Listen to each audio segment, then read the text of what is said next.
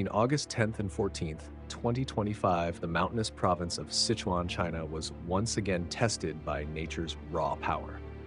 Known for its dramatic landscapes, steep river valleys, and fragile geology, Sichuan has long been vulnerable to natural hazards. Landslides, earthquakes, and flooding have shaped the region's history. But in mid-August 2025, the province faced an unrelenting storm system that brought days of heavy, punishing rainfall. The rain seemed endless. Clouds settled over the mountains, releasing torrents that pounded ridges and filled riverbeds to the brink. Hillsides drank in the water until the earth itself could no longer bear the weight. Slowly, silently, cracks spread across slopes, warning signs of what was to come. Then, with terrifying speed, entire mountainsides gave way.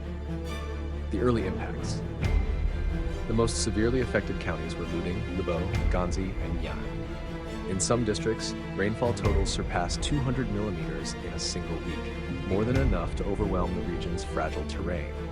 These were areas already on Sichuan's landslide risk watch list, flagged years earlier by the provincial geological monitoring system.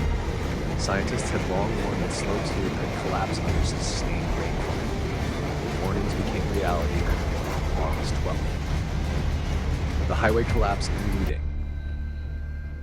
At about 7:30 a.m., a massive section of hillside collapsed near National Highway G318. This highway is more than just a road. It is a lifeline connecting Sichuan to the neighboring Tibet Autonomous Region. In seconds, an estimated 15,000 cubic meters of rock, mud, and vegetation thundered down the mountain, burying nearly 70 meters of road beneath tons of debris. Traffic ground to a halt. Trucks, buses, and cars lined up for kilometers, their drivers and passengers stranded. Isolated communities suddenly found themselves cut off from the outside world, with no way to bring in food, medicine, or emergency supplies. Fortunately, early warnings had been issued just hours before the collapse. Geologists monitoring the slope had noticed the weakening clay-rich layers, and authorities ordered evacuations in time. Thanks to those warnings, lives were saved. Hashtag emergency response. Within minutes, Sichuan's emergency response system was activated. Teams of geologists, firefighters, transportation engineers, and medical workers were dispatched. A command post was established on higher ground, where drones and radar systems were deployed to assess the unstable terrain. Excavators were moved in to clear debris, though the work was treacherous and slow. By nightfall, a temporary one-lane bypass had been carved out, allowing limited traffic to resume. At the same time, crews installed protective mesh and rock anchors to stabilize the slope and prevent further collapses. The Libo County landslide went through death, but Luding was not the only place under siege. Less than 2 weeks earlier, on July 28th, another disaster had struck Libo County in the Liangshan Yi Autonomous Prefecture. After 5 days of continuous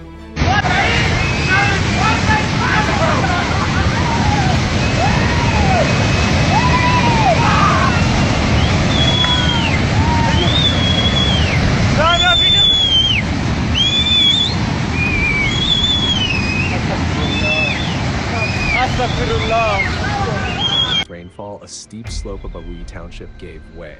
The landslide stretched 300 meters wide and sent more than 20,000 cubic meters of debris downhill. Boulders the size of compact cars rolled into farmland, crushing crops and leaving behind a scarred landscape. Although no houses were directly destroyed, the threat was too great to ignore. Officials evacuated entire neighborhoods downstream as a precaution. Later surveys confirmed what locals feared. Cracks and fractures had been forming for weeks. The rain had simply triggered the inevitable collapse. Smaller landslides across Sichuan. While these two major landslides drew national attention, dozens of smaller slides also unfolded across the province. In Ebian, Yingjing, and remote mountain villages, rural roads vanished under mud. Power lines snapped, croplands were buried. Families were forced to flee with little more than the clothes on their backs. In some villages, roads remained impassable for more than 24 hours. Rescue teams worked through the night, cutting paths through debris so food and medical aid could reach the stranded. Technology and monitoring. One factor that helped limit casualties was Sichuan's advanced disaster monitoring system. Over the past decade, authorities had invested heavily in real-time rainfall sensors, slope vibration detectors, and drone mapping technologies. These tools provided early warnings that allowed officials to evacuate high-risk zones before the worst occurred. For residents, these alerts were often the difference between life and death. The renewed storm, August 19, 2025. Just when it seemed conditions might stabilize, another storm system arrived on August 19, 2025. Dark clouds rolled across the mountains once more, unleashing another round of torrential rain. In Ganzi Prefecture, saturated hillsides failed again, sending earth and rock down onto a rural road. Several vehicles were trapped, their passengers forced to wait until emergency crews could reach them. Rescuers worked in dangerous conditions, battling mud and falling debris to evacuate dozens of stranded travelers. Temporary shelters were set up nearby where families huddled together, waiting out the storm. Meanwhile, in Ya'an Prefecture, rivers swelled rapidly.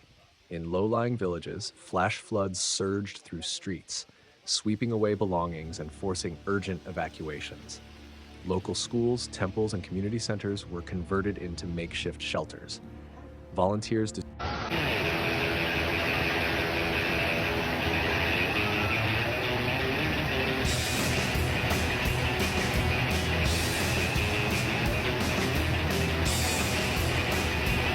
distributed food, water, and blankets as families arrived with stories of narrow escapes. This new wave of disasters stretched emergency teams to their limits. By the end of August 19th, more than 3,000 personnel were deployed across the province, working in coordinated shifts to clear debris, stabilize slopes, and keep vital roads open. Human stories. Behind the numbers were countless personal struggles. Farmers watched helplessly as fertile land was buried under mud. Children clung to parents in crowded evacuation shelters. Truck drivers stranded on highways spoke of waiting for hours, listening to the mountains shift and groan around them. For many, the landslides were not just natural disasters. They were reminders of how fragile life in these mountains can be. Lessons learned. The August 2025 disasters reinforced the importance of preparation and rapid response. Sichuan's investment in early warning systems, combined with quick action from local and national authorities, saved lives.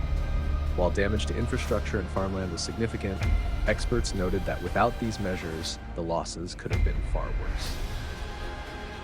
Closing Sichuan's story in August 2025 is one of endurance.